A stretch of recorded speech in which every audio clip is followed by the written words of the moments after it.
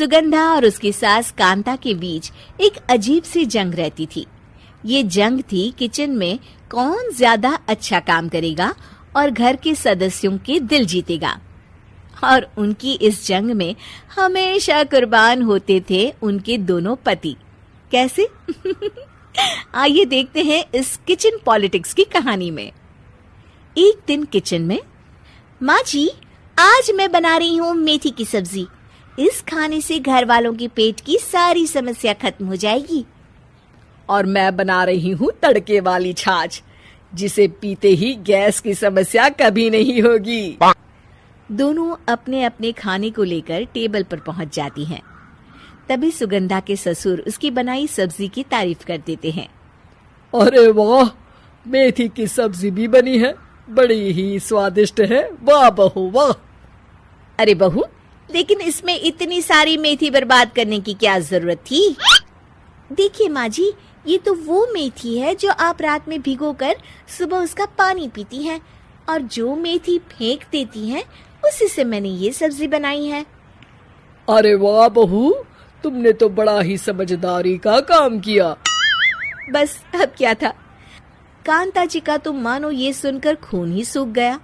वो फैसला कर लेती है कि किसी भी तरह वो अपने खाने की तारीफ लेकर ही रहेगी और सुगंधा को किचन में उसकी कमियां गिनाएगी। कांता फ्रिज खोलकर देख रही होती है और फिर सुगंधा से कहती है, अरे बहू, ये क्या, पूरा फ्रिज गंदा पड़ा है। तभी वहाँ सुगंधा का पति आ जाता है। वो सुगंधा को डांट कर कहता है, सुगंधा, तुम्हें कितनी बार कह रखा है कि वायरस फैल रहा है, साफ सफाई का पूरा ख्याल रखना है, लेकिन तुम किचन में इतनी गंदगी रखोगी तो कैसे चलेगा। सुगंधा सास की तरफ देखती है जहाँ वो मुस्कुरा रही होती है। सुगंधा समझ जाती है कि सास ने उससे बदला लेने के लिए ये सब किया है। दोनों रात के खाने की तैयारी में लग जाती हैं। दोनों ना एक दूसरे की तरफ देखती हैं और ना ही एक दूसरे से बातें करती हैं। रात को खाने की टेबल पर एक एक कर दोनों कई तरह के अलग अलग व्यंजन टेबल पर लगा देती हैं और अपने अपने पति के पास जाकर खड़ी हो जाती हैं। अरे खाइए जी खाइए, मैंने बड़ी मेहनत से बनाया है। प्लेट में वो खाना डालती हैं।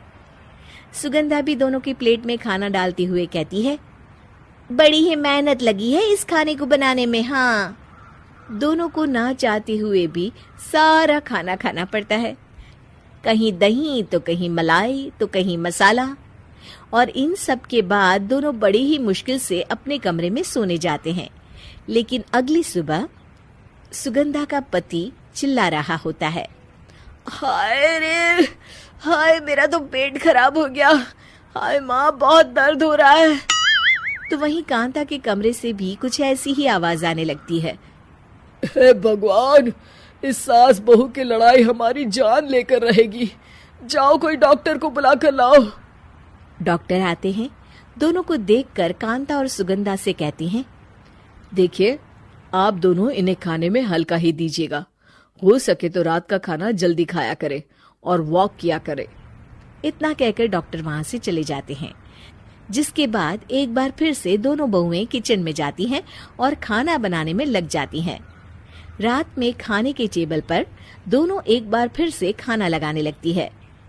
पापा जी, मैंने ये पतली मूंग की दाल की खिचड़ी के साथ ये पापड़ और पुदीने की चटनी भी बनाई है। अरे बहू, अभी अभी बेचारे पेट की बीमारी से गुजरे हैं, इतना भारी खाना तो डॉक्टर ने भी मना किया है ना। देखिए, मैंने आप दोनों के लिए सूप बनाया है। और दोनों उन लोगों की प्लेट में खाना डालने लगती हैं। तभी दोनों एक साथ बोल पड़ते हैं, बस करो, हमें माफ करो, हमें नहीं खाना इस घर में ना खिचड़ी और ना ही सूप। हम इंसान हैं, एक वक्त में एक ही खाना खा सकते हैं। बस करो, हमें माफ करो, हमें नहीं खाना इस घर में ना खिचड़ी और ना ही सूप। हम इंसान हैं, एक वक्त में एक ही खाना खा सकते हैं। इतना कहकर वो दोनों वहां से चले जाते हैं।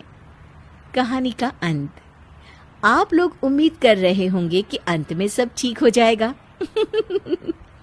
नहीं जनाब, अगर सास बहू के बीच सब ठीक हो जाए तो आप ये सीरीज देखे ही क्यों? तो मजा लीजिए इस चैनल में